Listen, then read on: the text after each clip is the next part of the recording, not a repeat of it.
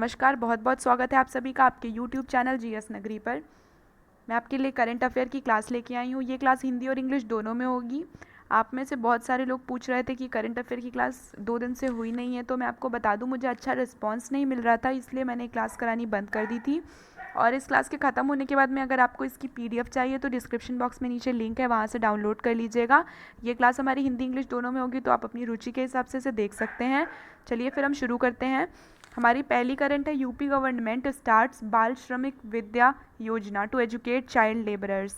ठीक है, उत्तर प्रदेश की सरकार ने एक नई योजना लाई है जिसका नाम है बाल श्रमिक विद्या योजना। क्यों लाई है? बाल श्रमिकों को शिक्षित करने के लिए। चाइल्ड लेबर मतलब बाल श्रमिक, इनको शिक्षित करने के लिए उत्तर प्रदेश सरकार बाल श्रमिक विद्या योजना लेके आई है। इस योजना का शुभारंभ योगी आदित्यनाथ जी ने किया। ठीक है, और ये क्यों किया गया?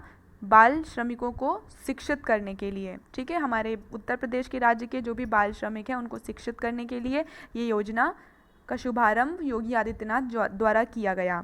ठीक है, और ये किस ओकेजन पे इसका शुभारंभ किया गया? इसका शुभारंभ अंतर्राष्ट्रीय बाल श्रम निषेध दिवस के मौके पर किया गया। ठीक है, international child labour prohibition day का मतलब अंतर्राष्ट्रीय बाल श्रम निषेध दिवस। ठीक है, अंतर्राष्ट्रीय बाल श्रम निषेध दिवस के मौके पर उत्तर प्रदेश सरकार द्वारा योजना लाई गई जिसका नाम है बाल श्रमिक विद्या योजना, जिसका शुभारंभ योगी आदित्यनाथ जी ने किया, और यह योजना बाल श्रमिकों को शिक्षित करने के लिए लाई गई है। ठीक है, मैं क्लियर कर देती हूँ, आगे देखते हैं।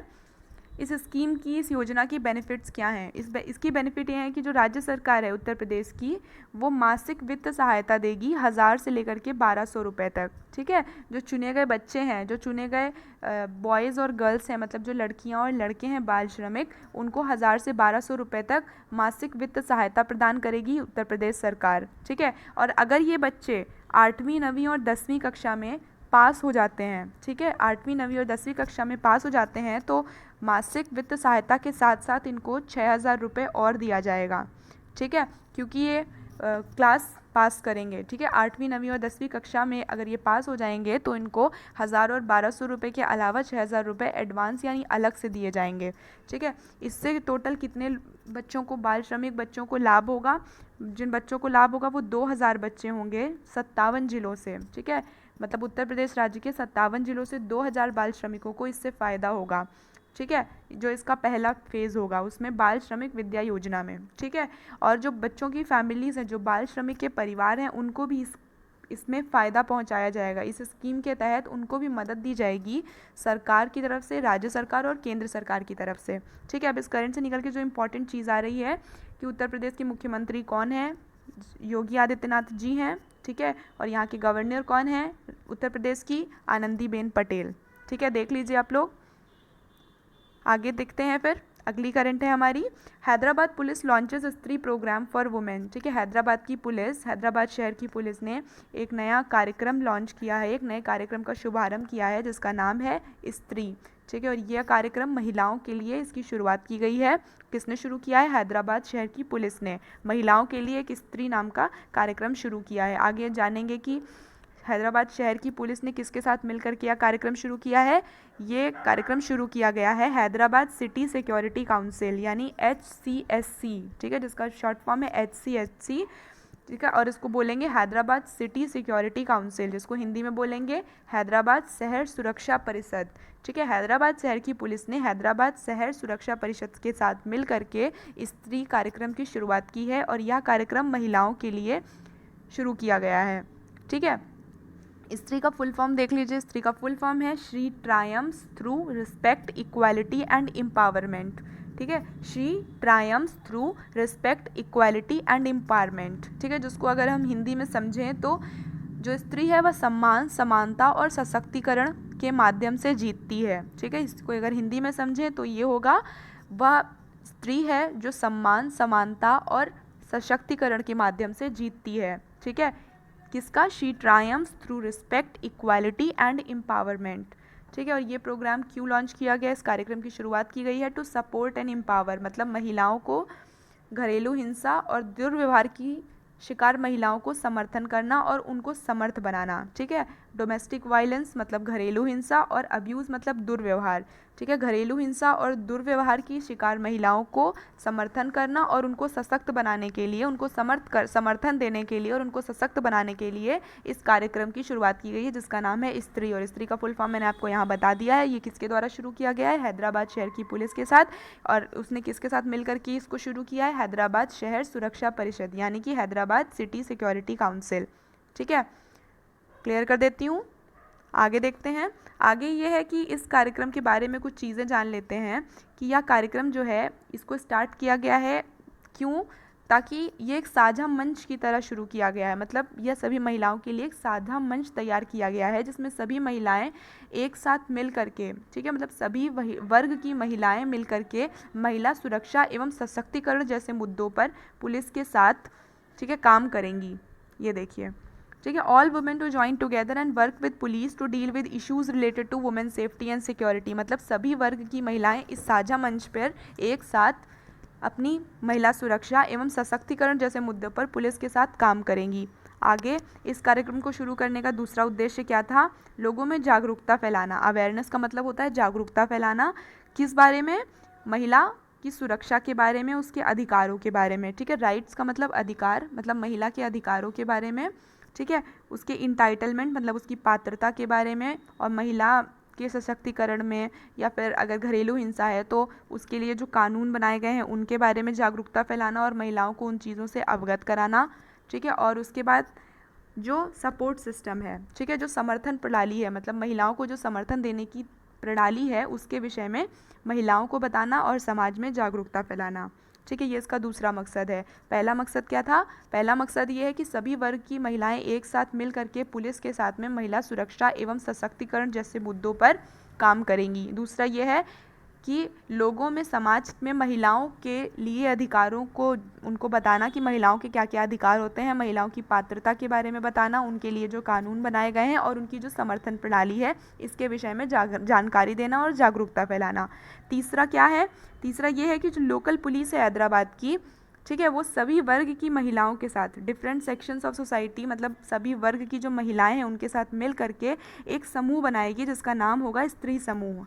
ठीक है, और इनको पुलिस स्टेशन में एक अहम जगह दी जाएगी। ठीक है, इस कार्यक्रम के तहत इनको पुलिस स्टेशन में एक जगह दी जाएगी स्त्री समूहों को। और स्त्री समूह में कौन कौन होगा?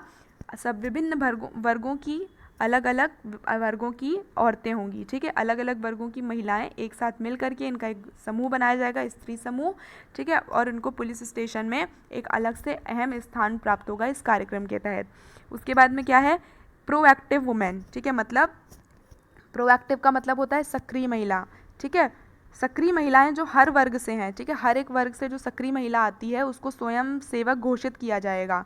ठीक है, तो सभी वर्गों की सक्रिय महिलाओं को एक साथ मिला करके एक नया नाम दिया जाएगा उनको, और इनका एक समूह बनाया जाएगा जिसका नाम होगा सबला शक्ति। ठीक है, सबला शक्ति कहलाएंगी। हर वर्ग से एक सक्रिय महिला को स्वयं सेवक घोषित किया जाएगा, और ये सभी सक्रिय महिलाएं, हर वर्ग से जो एक सक्रिय महिला है जिसको चुना गया है, वो सब मिल करके सबला शक्ति कहलाएंगी। ठीक है, और जो सदस्य होंगे इस ग्रुप के, समूह के सदस्य होंगे, वो किसी न किसी सरकारी या गैर सरकारी संस्था के प्रतिनिधि होंगे। ठीक है, मतलब जो ये समूह बनाया जाएगा, जो सक्रिय महिलाएं होंगी हर वर्ग की, वो कहाँ से आएंगी?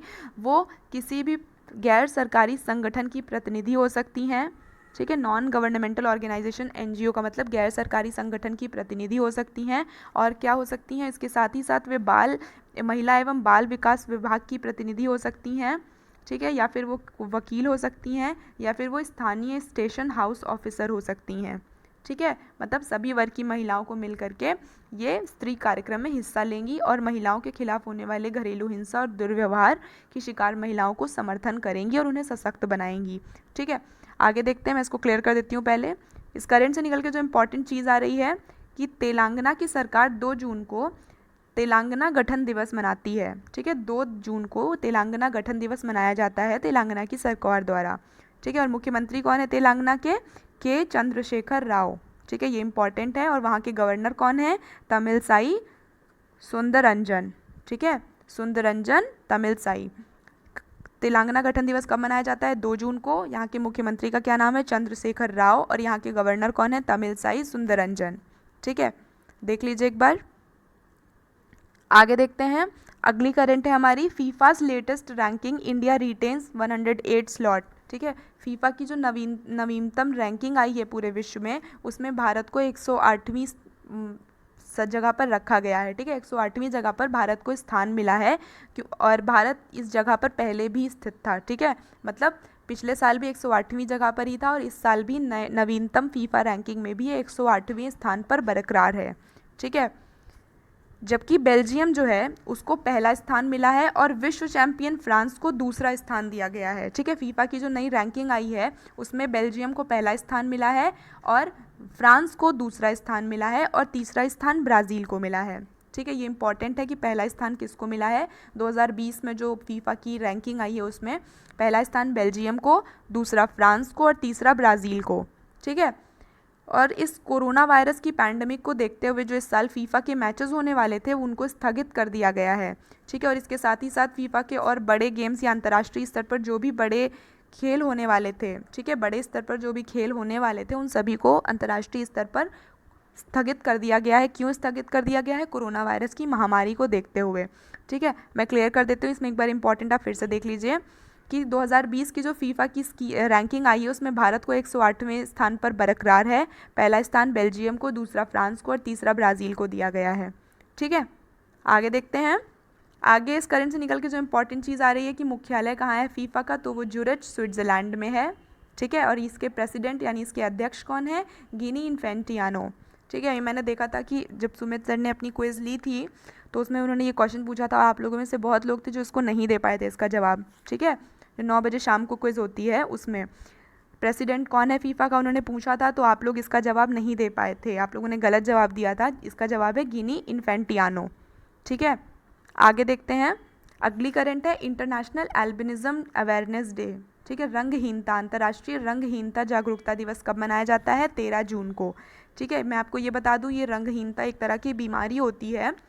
ठीक है, जो जीन्स से हो जाती है, मतलब ये जब से इंसान का जन्म होता है तब से ही उसको ये बीमारी होती है, रंगहीनता की बीमारी। तो अंतर्राष्ट्रीय रंगहीनता के जागरूकता दिवस कब मनाया जाता है? 13 जून को। क्या? अंतर्राष्ट्रीय रंगहीनता जागरूकता दिवस, या फिर इंटरनेशनल एल्बिनिज्म अवेयरनेस डे। ठीक है, ये जो है हर साल मनाया जाता है, तो मतलब एनुअली। क्यों मनाया जाता है? जागरूकता फैलाने के लिए लोगों में रंगहीनता के बारे में। ठीक है, लोगों में रंगहीनता के बारे में जागरूकता फैलाने के लिए यह दिवस मनाया जाता है।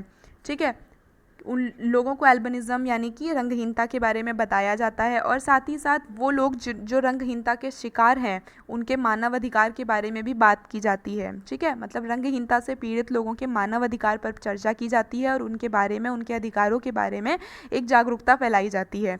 हर साल आयोजन होते हैं। ठीक है, और लोगों को इन चीज़ों के बारे में शिक्षा दी जाती है, और लोगों को बताया जाता है कि रंगहीनता की वजह से सभी प्रकार के मानव अधिकारों के उल्लंघन से जो लोग पीड़ित हैं, ठीक है, जो लोग रंगहीनता के शिकार हैं वो मानव अधिकारों के उल्लंघन से पीड़ित हैं, उनके बारे में शिक्षा दी जाती है कि रंगहीनता कोई श्राप नहीं है। ठीक है, या फिर रंगहीनता के शिकार जो लोग होते हैं वो कोई स्पेशल या कोई ख़ास लोग नहीं होते हैं। ठीक है, तो उनके साथ भी सामान्य रूप से बर्ताव करें जैसे आप किसी आम इंसान के साथ करते हैं।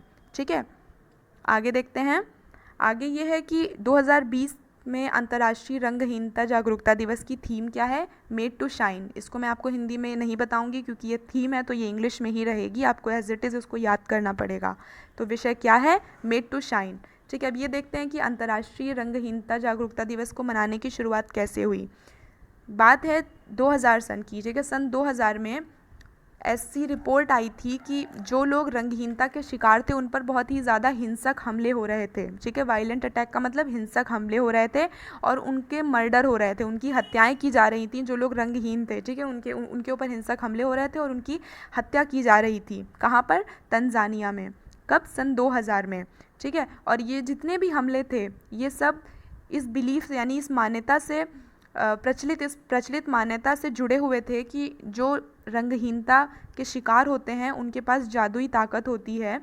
तो इनके अंगों को, ठीक है, इनके अंगों को भाग्य को अच्छा करने के लिए और गुप्त अनुष्ठान के लिए इस्तेमाल किया जाता था, इसीलिए इन लोगों को मार दिया जाता था, इन पर हिंसक हमले किए जाते थे। ठीक है, तो इस मान्यता के चलते कि अगर रंगहीन लोगों के अंगों को अर्पित किया जाए या उनको पहना जाए तो इससे भाग्य अच्छा होगा या फिर उनका गुप्त अनुष्ठान करने से किस्मत अच्छी हो जाएगी। ठीक है, इस मान्यता के चलते रंगहीन लोगों पे सन 2000 में तंजानिया में बहुत ही ज़्यादा हिंसक हमले होने लगे और उनकी हत्याएं की जाने लगी। ठीक है, ये चलता रहा और सन 2015 में 70 से ज़्यादा लोगों को मार दिया गया। ठीक है, और उससे भी ज़्यादा लोगों को नुकसान पहुंचाया गया तंजानिया में। ठीक है, सन 2015 में 70 से ज़्यादा रंगहीन लोगों को मार दिया गया या फिर उनको उससे भी ज़्यादा लोगों को नुकसान पहुंचाया गया।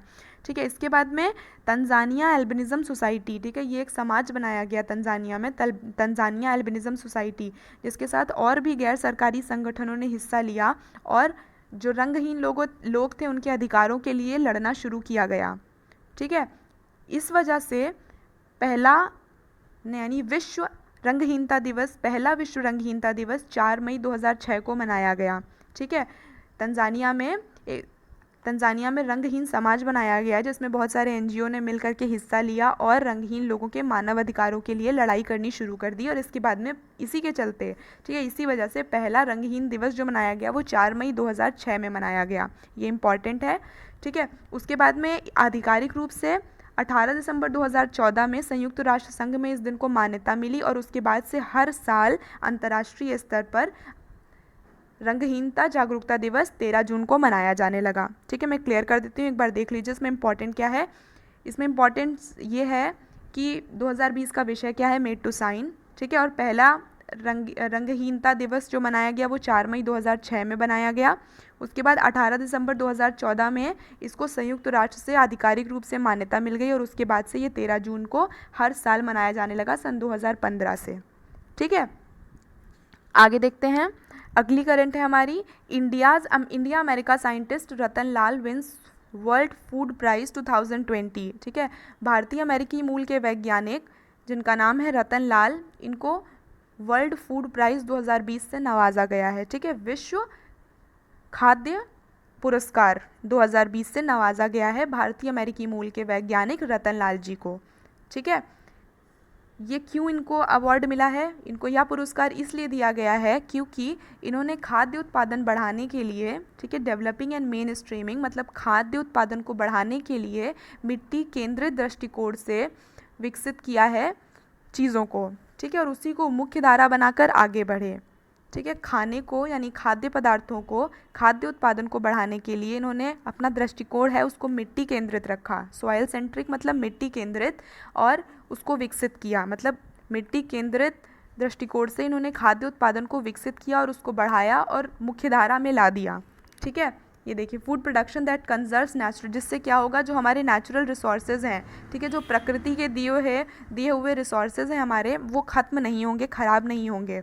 ठीक है, और इसके साथ ही साथ जलवायु में परिवर्तन भी कम होगा। आजकल जलवायु में परिवर्तन हो रहा है, हम हर तरफ से ग्लोबल वार्मिंग सुन रहे हैं, वो भी कम होगा। ठीक है, जलवायु में परिवर्तन कम होगा क्योंकि जो खाद्य उत्पादन है वो मिट्टी केंद्रित दृष्टिकोण से उनका उत्पादन बढ़ाया गया है। ठीक है, उनको मिट्टी केंद्रित दृष्टिकोण से विकसित किया गया है, इसलिए इनको पुरस्कार दिया गया।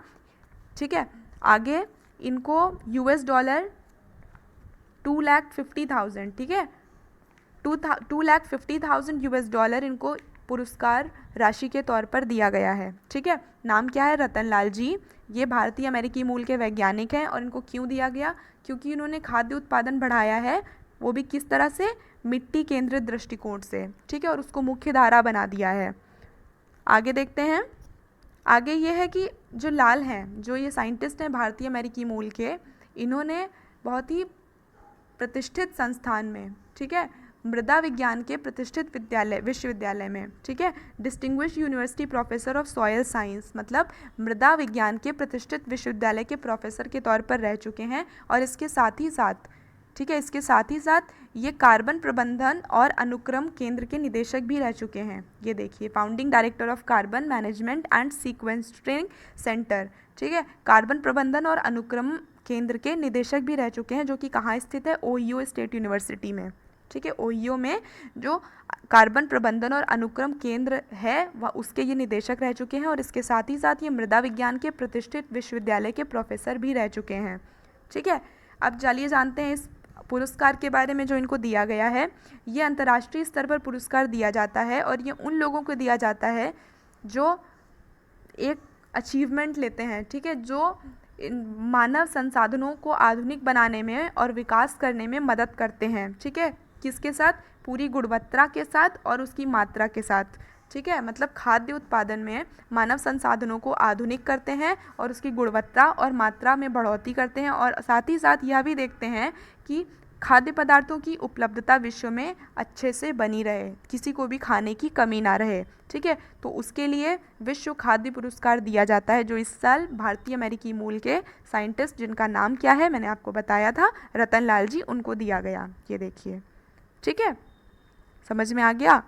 आगे देखते हैं, अगली करंट है हमारी, NHAI becomes first construction centre to go fully digital.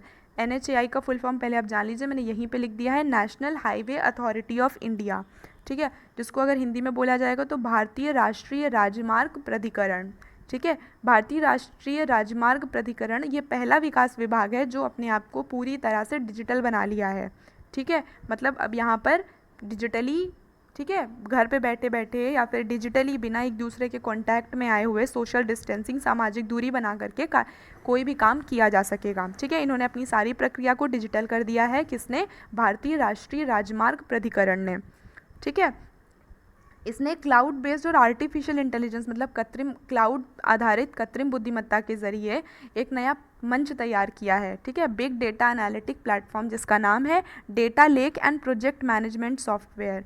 ठीक है, जो मंच तैयार किया है NHAI ने कृत्रिम बुद्धिमत्ता और क्लाउड आधारित, उसका नाम है data lake and project management software.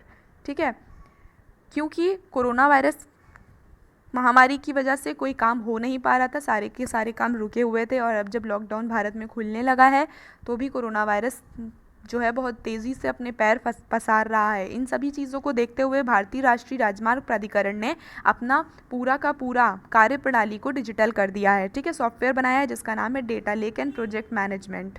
ठीक है, अब जो NHAI यानी कि भारतीय राष्ट्रीय राजमार्ग प्राधिकरण के प्रतिनिधित्व करने वाले लोग हैं, यानी कि जो यहाँ पे ऑफिसर्स हैं, वो बिना किसी फिजिकल कांटेक्ट के, यानी बिना भौतिक रूप से एक दूसरे को स्पर्श किए हुए या फिर किसी भी डॉक्यूमेंट को, ठीक है, किसी भी कागज़ी कार्यवाही को बिना भौतिक रूप से स्पर्श किए हुए काम कर सकेंगे। ठीक है, आगे देखते हैं।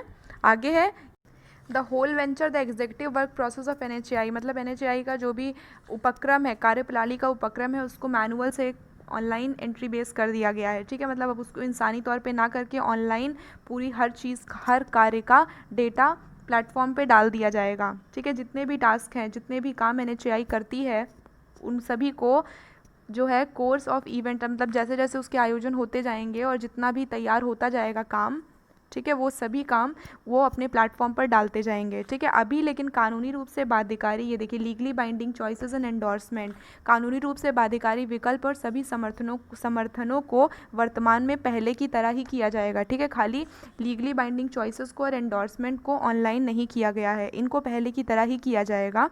ठीक है, और उसके बाद में आप ये जान लीजिए कि ये काम किस तरह करेगा।